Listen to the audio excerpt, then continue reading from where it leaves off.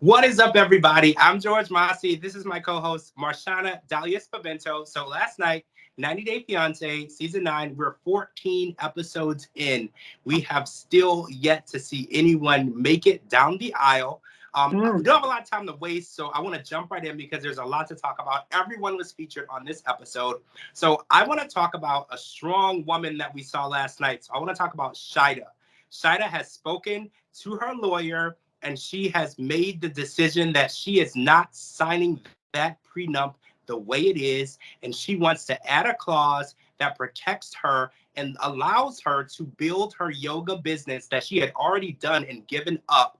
And Bilal seems to be not on board. And it's kind of irritating me because I feel like he wants everything that he has and he wants everything that she builds, or at least half of it. And if anything doesn't work out, she doesn't get anything. And I feel like it might be in her best interest just to walk away. I mean, listen, there's only one time it's ever happened where I agree with Bilal when he said that fairy tale, Cinderella love, it's not real. So there it is. I started off by being nice. That said, um, he is absolutely unbelievable because, like you said, he wants to make sure that he gets half of whatever, Shida does. And okay, I guess in turn, Shida would get half of whatever he does, but he's keeping everything that he brought into the marriage. Okay. But she had to give up everything in order to be in this country and have a relationship with him. So I don't think he's being fair when she's saying, I'm requiring that you get me on my feet in this country with my yoga studio and business, but that would be for me. And it's like he doesn't want her to keep something for herself. Well, he has things, and she brought it up. She said, "You have your real estate, right? That's your thing. This is what I would have for me." And I don't like that. If he's so big on, I don't want you to take me for what I have, why is he so willing to be all up on what she has? It doesn't add up.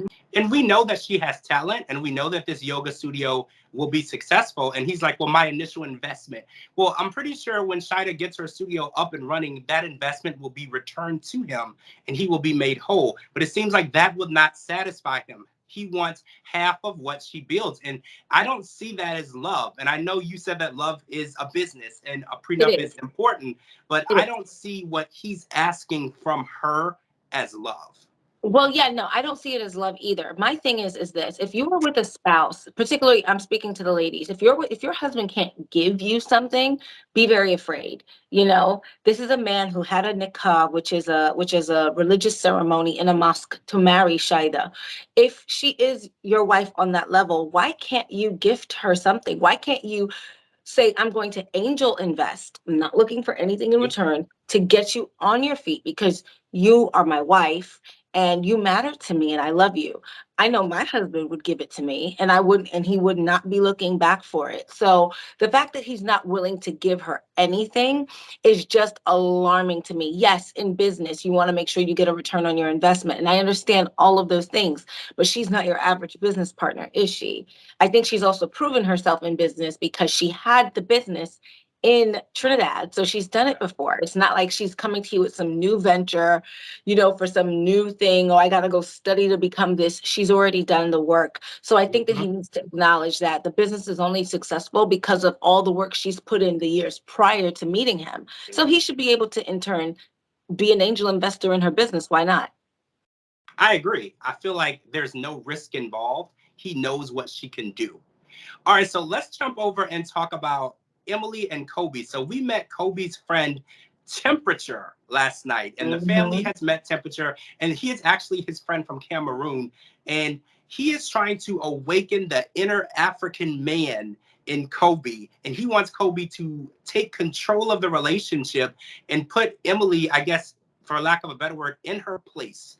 Right. And I know in African culture, women do respect and submit to their husbands. They don't really talk back, and they don't really do things without permission from their husband. And I know in American culture, women will look at that and say, well, that's not something that I'm interested in doing. But I do agree that in a relationship, it should be an equal partnership. And we have seen Kobe be belittled and made to feel like he is not having his equal share in decisions and opinions in that relationship. So I want to say that I'm like 50-50. I'm like, I agree with Temperature that Kobe needs to be included in this relationship, and his opinion as a man and as a husband and a father should matter. But I don't believe that a woman should just be told, sit there, be in your place, and listen. Like, I'll never agree with that. Well, I don't think that that's what Temperature or Kobe really means. Sit in your place and just don't do anything, and I'm going to dictate to you. To me, it doesn't even seem to be in Kobe's nature to be that kind of person to dictate. But it really is in Emily's nature to be just so it's a form of narcissistic abuse to be that controlling to a man. Now, listen, if you want to be controlling and you want to wear the pants and you want to continually emasculate your man, you can do that. Right. But it usually comes at a cost. I've never seen that format really work out for anybody. Somebody's usually painfully unhappy. I think it's okay within a marriage to share the role of leadership. You know what I mean?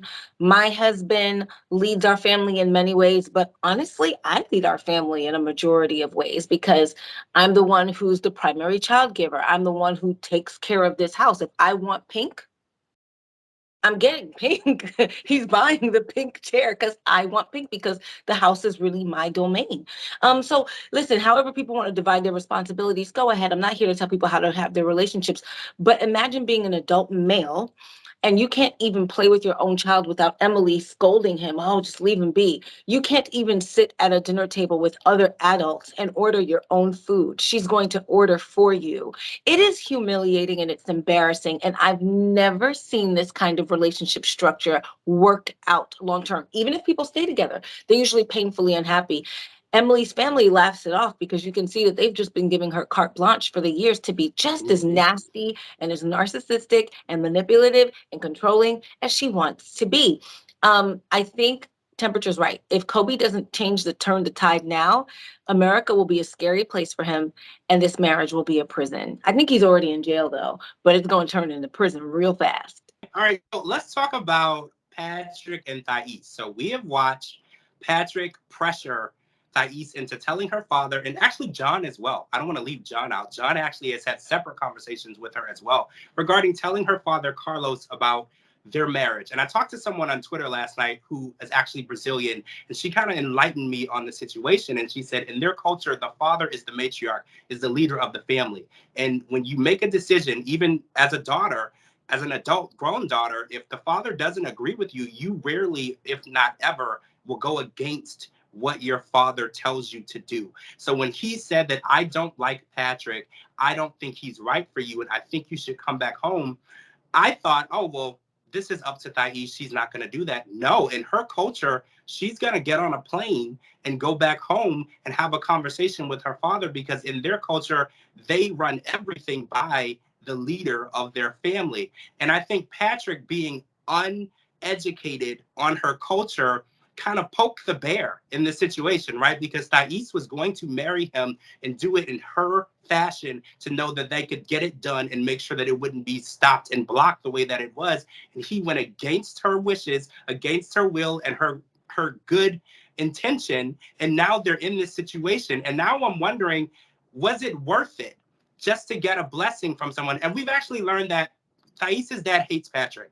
And I don't know if it's simply because Patrick is an American, or it's because Thais maybe shared with her dad the situation where he was doing things with other women. We don't know the actual full story, but I wish that Patrick would have known the way her dad felt prior to him pushing this, because now I feel like they might not actually be allowed to be married. Listen, this is why I was always on Team Thais. Thais knows her father. Sometimes you really have to trust your spouse or your partner to manage their family because they've been a part of that family since the day they were born. They understand their family dynamics and their parents better than you ever could. You're new to the situation. So if Thais is saying, hey, I know my dad. He doesn't believe in this so much, you know. So I told him I was coming here. He knows we're engaged, but I'm not telling him that I'm coming here with the intent of getting married within 90 days because I know my dad. And I think what she wanted to say that maybe she didn't have the words to say, maybe in English, is that I want to prove to him ahead of time like that this relationship is right. And the only way to do it is to get married first and come back with the paperwork. Trust me. Like this is the way because my father won't take it seriously. And actually, I don't want him in my head. If I tell him, he's going to get in my head and he's going to give me doubts. Right, here we are, and we saw her getting on a plane. We don't know if she's actually going to go back home or not, but we did see her getting on a plane, and we're gonna have to see what happens next week with that. So real quick, I want to touch on Ariella and Binyam, right? So we've watched them all season tell us how they don't think they're going to get married and how they don't really feel like it's going to work. And we've actually heard Binyam say in Ethiopia he's gonna marry Ariella regardless of how he feels about her because he can't lose another son. So Ariella has finally caught up and she sees her son with his father and she wants to make this family work. And Leandro won't be at the wedding, which I think is a good thing. And they're actually going to make it down the aisle. And I don't want to waste a lot of time with this, but I don't see how they're getting married with all the issues unresolved that they have. But if they think that love is going to be enough, I don't see how that's going to work. The truth of the matter is, Ariella and Binyam will never be happy, not because of Binyam, but because Ariella is, wow, she is just, I mean, it's really difficult for me when an episode contains both Emily and Ariella because, and Kara, my goodness, they're very, very painfully narcissistic, abusive, self-absorbed, wildly unregulated women who are just destroying the lives of the men that they are involved with. So it doesn't matter whether they marry or not. Ariella is going to destroy the relationship. I think what she really wants to do is take Avi and go back to her ex-husband because now she's realizing after the fact that after she did Leandro so wrong, that Leandro's actually not that bad after all. And she'll do the same thing. She'll probably leave Binyam one day and then look back after the fact and be like, oh, it wasn't that bad. I really feel for Avi though, because just watching him with both of his parents and trying to make them kiss and he'll be affected whether his parents stay together or not, because even if his parents stay together, he's going to have to witness their toxic relationship unfold. So, I don't know. My thoughts and prayers are with Avi. Same. I love Avi. He's so cute. And I want things to work out for Avi. Ariel and Binyam are secondary for me. It's all about Avi. All right, guys, that's it for part one. We're going to come back with part two and talk about a fire ceremony, which I was unaware of, but Muhammad didn't like. So thank you guys for joining us. I'm George Mossey. This is my co-host, Marshana Dahlia. Make sure you're live tweeting with us every Sunday night, and I'll talk to you all really soon.